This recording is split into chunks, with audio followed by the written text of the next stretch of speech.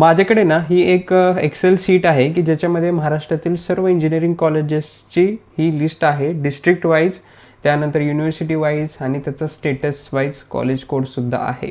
हा व्हिडिओ बघत असताना जरा तुम्ही तुमची जी स्क्रीन आहे ती फुल स्क्रीन लँडस्केप म्हणजे आडवा फोन धरून बघा, फोनवर बघत असाल तर, आणि थोडंसं रिझोल्युशन वाढवून बघा, मग तुम्हाला नीट दिसेल सुद्धा. बघा, सगळ्यात पहिल्यांदा फीचर या एक्सेल शीटचं काय आहे की तुम्ही इथे फिल्टर्स लावले ना तर इथे तुम्ही डिस्ट्रिक्ट वाईज बघू शकता की कुठल्या जिल्ह्यामध्ये कोणकोणते कॉलेजेस आहेत. समजा मी अहिल्यानगरला फिल्टर लावला, डिस्ट्रिक्टला अहिल्यानगरला, तर या ठिकाणी सगळे कॉलेजेस अहिल्यानगरमधले मला इथे दिसत आहेत.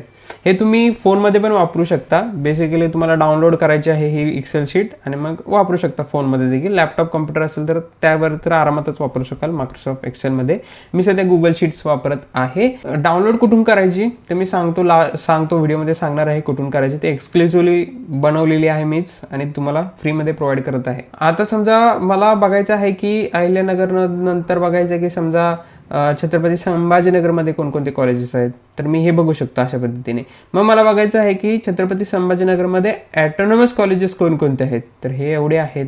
आणि छत्रपती संभाजीनगरमध्ये university doctor Babasaheb Ambedkar Marathwada university, तर त्याच्या अंडर एवढे इन्स्टिट्यूट. मला स्वतः बघायचं आहे की छत्रपती संभाजीनगरमध्ये गव्हर्नमेंट कॉलेजेस आहेत का, तर आहे बघा, गव्हर्नमेंट ॲटोनॉमस आहे. आपल्या सगळ्यांना माहिती ती कोणतं आहे की जे government college of engineering Chhatrapati Sambhajinagar.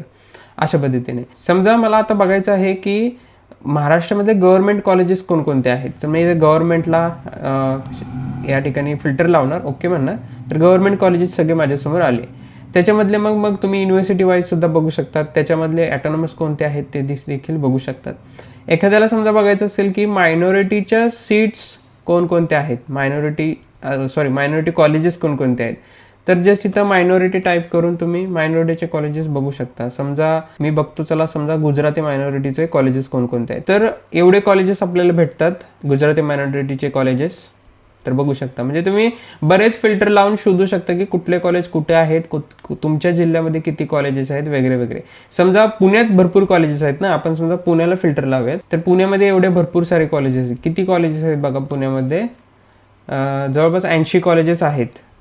इथे मुंबई युनिव्हर्सिटी दिसते कारण की हे कॉलेज मुंबई युनिव्हर्सिटीला अफिलेटेड असेल त्यामुळे. त्यानंतर मला बघायचं की पुण्यामध्ये ॲटोनॉमस कॉलेजेस कोणकोणते आहेत, तर मी इथं फिल्टर लावणार ॲटोनॉमसला आणि ओके करणार.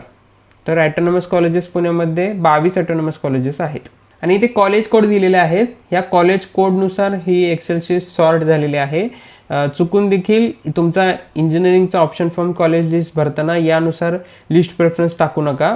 हा प्रेफरन्स बरोबर नाही आहे. हे नुसते एक माहितीसाठी कॉलेज लिस्ट आहे, इन्फॉर्मेशन समजा. ही प्रेफरन्सनुसार नाही आहे, परफेक्ट कॉलेज लिस्ट नाही आहे, ही फक्त इन्फॉर्मेशनसाठी आहे. आणि सॉर्टिंग इथं या कॉलेज कोडनुसार केलेलं आहे बघा, 1002, 5, 12, 1, 1101, 1105 अँड सो ऑन, अशा पद्धतीने. त्यामुळे चुकून देखील तुम्ही ही शीट फायनल मानून करू नका. वाटलं तर तुम्ही याचं यूज करू शकता माहितीसाठी आणि लिस्ट बनवण्यासाठी, पण प्रेफरन्स हा घेऊ नका. आता मेन मुद्दा, ही लिस्ट भेटणार कुठं आहे, तर ही मी बनवलेली शीट आहे, त्यामुळे आपल्या ॲपवरती अवेलेबल करून दिलेली आहे. फ्रीमध्ये आहे ॲप, प्ले स्टोअरवरती, लिंक डिस्क्रिप्शन बॉक्समध्ये आहे. तिथून डाउनलोड करा आपला बेसिक कन्सेप्टवाला आणि तिथून स्टोअर सेक्शनमध्ये जाऊन तुम्हाला तिथे त्या ठिकाणी ही जी एक्सेल शीटची आहे त्या ठिकाणी फ्री कोर्सेसमध्ये दिसून जाईल. स्टोअरमध्ये जावा. Okay, thank you very much.